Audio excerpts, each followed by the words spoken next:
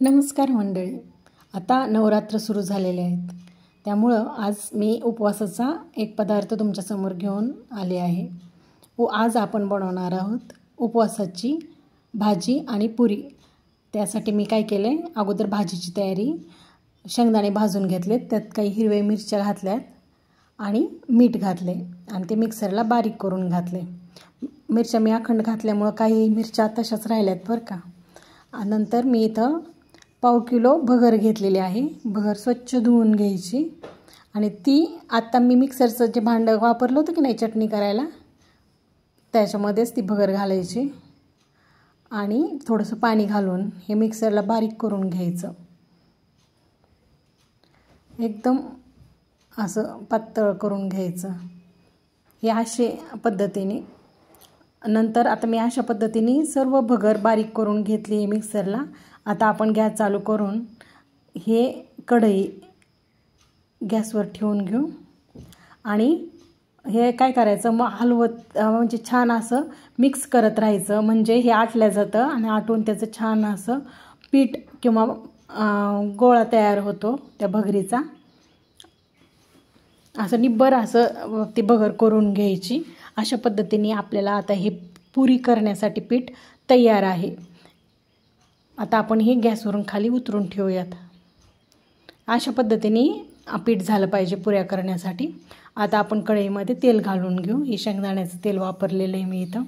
नंतर आता इथं 2 प्लास्टिकचे कागद घेतलेले आहेत मी, प्लास्टिक पेपर. आता त्याला तेल लावून घेतलं आहे.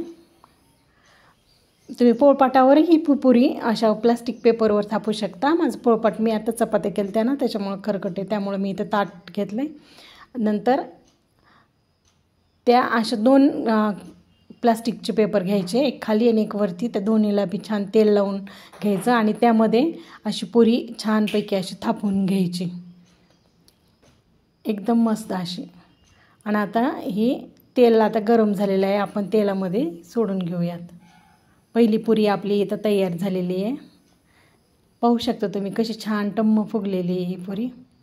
अशा पद्धतीने पुऱ्या करून घ्यायच्यात सगळ्या.